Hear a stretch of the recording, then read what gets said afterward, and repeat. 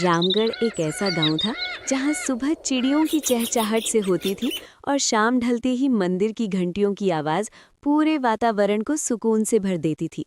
इस गांव के बीचों बीच एक बहुत पुराना और विशाल बरगद यानी बैनियन का पेड़ था। इस पेड़ की दाहिनियां इतनी फैली हुई थीं कि मानो वो पूरे गांव को अपनी छांव में समेट लेना चाहता हो। इसी पेड़ के नीचे रवि अपनी छोटी सी थाली में घर से लाया हुआ रूखा सूखा खाना खाया करता था। रवि एक बहुत ही गरीब परिवार से था, लेकिन उसकी सोच हमेशा आसमान छूने की थी। गांव के लोग अक्सर उसे सपनों का सौदागर कहकर चिढ़ाते थे, क्योंकि वो गरीबी में भी बड़ी बातें करता था। रवि के पास कोई जमीन नहीं थी जहां वो अपनी दुकान खोल सके। एक दिन जब वो धूप से बचने के लिए उस विशाल बरगद के पेड़ की एक मोटी टहनी पर बैठा था, तभी उसके दिमाग में एक अनोखा विचार आया। उसने सोचा, अगर मेरे पास जमीन नहीं है तो क्या हुआ? ये पेड़ तो सबका है। क्यों ना मैं अपना रेस्टोरेंट इसी पेड़ की ऊंचाइयों पर बनाऊं? ये सुनने में जितना अजीब था, देखने में उतना ही मुश्किल। रवि ने अगले ही दिन से काम शुरू कर दिया।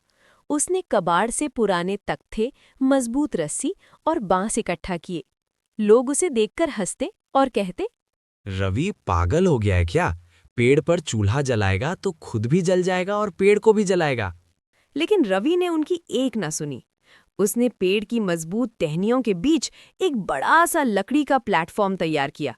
उसने मिट्टी और गोबर का लेप लगाकर वहां एक छोटा सा चूल्हा बनाया और चारों तरफ सुरक्षा के लिए बांस की रेलिंग लगा दी। उसने इस रेस्टोरेंट का नाम रखा पेड़ वाला रेस्टोरेंट।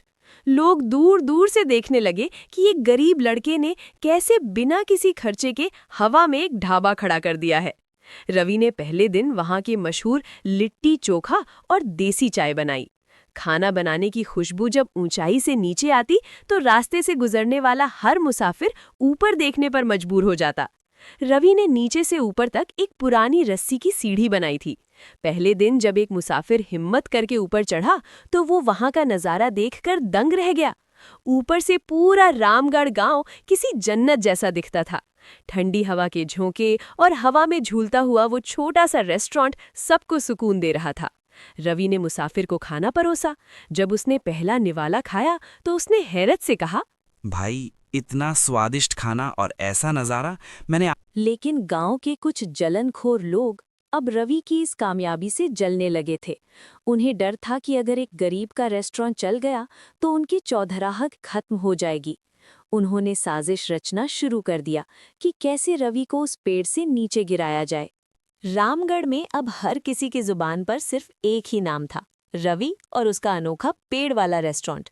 लोग सिर्फ खाना खाने नहीं, बल्कि उस ऊंचाई से गांव का नज़ारा देखने और ठंडी हवा के झोंकों का आनंद लेने आने लगे थे। रवि की माँ और उसका छोटा भाई भी अब उसकी मदद करने लगे।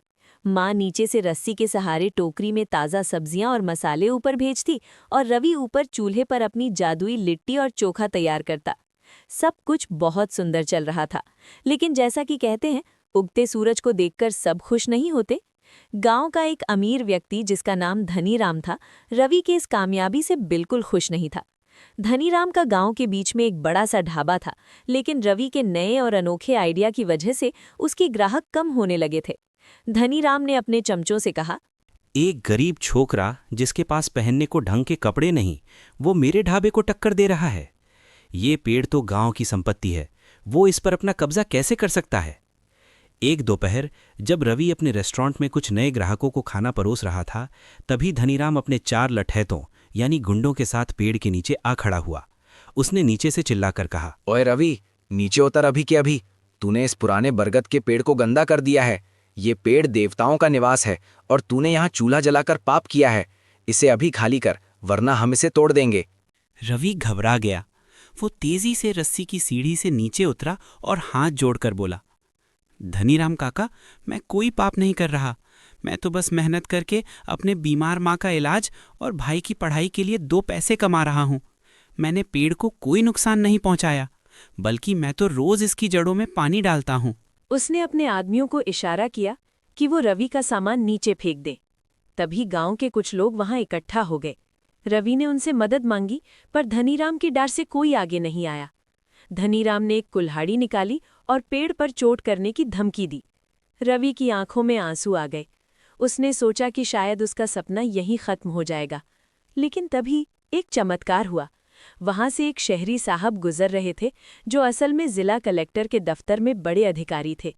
उन्होंने भीड़ देखी तो अपनी गाड़ी रोक दी। जब उन्हें पूरी बात पता चली और उन्होंने ऊपर पेड़ पर बने उस सुंदर रेस्टोरेंट को देखा तो वो दंग रह गए। उन्होंने धनीराम को डांटा और कहा, ये लड़का तो ग्रामीण पर्यटन को बढ़ावा दे रहा है। इसने बिना किसी सरकारी मदद के इतना अच्छा काम किया है और तुम इसे रोक रहे हो। उन्होंने रवि को विश्वास दिलाया कि वो उसका रेस्टोरेंट बंद नहीं होने देंगे। लेकिन धनीराम ने मन ही मन ठान लिया था कि वो सीधी उंगली से नहीं तो टेढ़ी उंगली से रवि को बर्बाद करके रहेगा। उसने उस रात कुछ ऐसा करने की योजना बनाई जिसने रवि की नींद उड़ा दी।